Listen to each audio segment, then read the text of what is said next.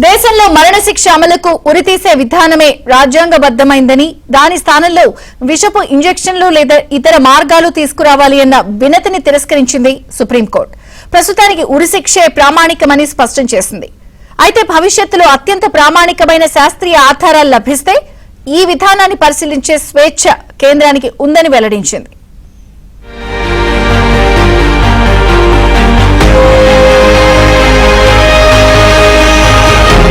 మరణశిక్ష అమలు విధానంపై సుప్రీంకోర్టు కీలక స్పష్టత ఇచ్చింది. ఉరికి బదులుగా ప్రాణాంతక ఇంజెక్షన్ వంటి ప్రత్యామ్నాయ పద్ధతిని అనుసరించాలన్న పిటిషన్ను అత్యున్నత న్యాయస్థానం కొట్టివేసింది. అయితే భవిష్యత్తులో మెరుగైన శాస్త్రీయ ఆధారాలు అందుబాటులోకి వస్తే ఈ అంశాన్ని మరోసారి పరిశీలించే అవకాశం ఉందని కోర్టు స్పష్టం చేసింది. మరణశిక్ష పడిన ఖైదీని ఎలా ఉరి తీయాలి? ఉరిశిక్షే కొనసాగాలా లేక తక్కువ బాధ కలిగించే మరో విధానాన్ని ఎంచుకోవచ్చా అన్న ఈ ప్రశ్నలపై దాఖలైన పిటిషన్ పై సుప్రీంకోర్టు తాజాగా తీర్పు వెలువరించింది.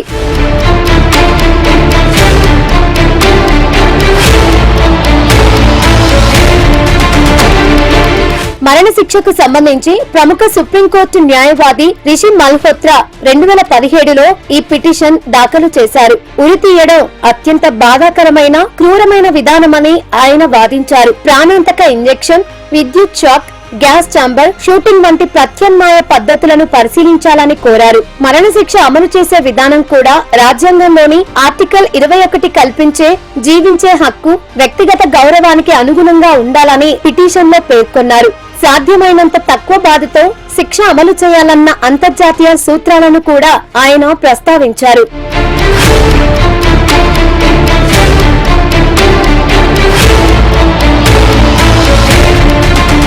అయితే ఈ వాదనలను సుప్రీంకోర్టు అంగీకరించలేదు. గతంలో ఇదే అంశంపై ఇచ్చిన తీర్పులను విస్తృత ధర్మాసనానికి బదిలీ చేయాలన్న అభ్యర్థనను కూడా తిరస్కరించింది.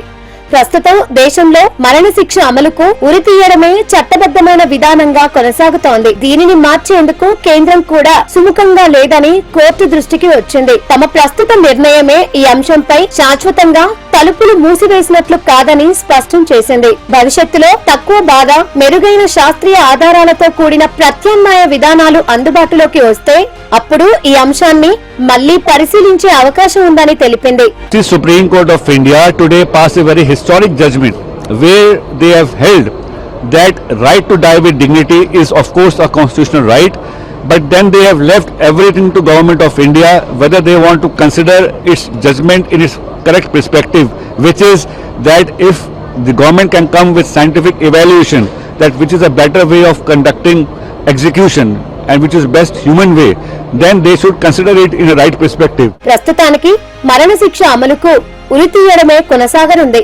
కానీ శాస్త్రీయంగా మరింత మానవీయమైన ప్రత్యామ్నాయం నిరూపితమైతే భవిష్యత్తులో చట్టపరమైన మార్పులకు అవకాశం ఉందన్న సంకేతాన్ని సుప్రీంకోర్టు ఇచ్చింది. మరణశిక్ష విషయంలో శిక్ష ఎంత కఠినంగా ఉండాలి అన్న దానితో పాటు దాన్ని అమలు చేసే విధానం ఎంత మానవీయంగా ఉండాలన్న చర్చ మాత్రం కొనసాగనుంది.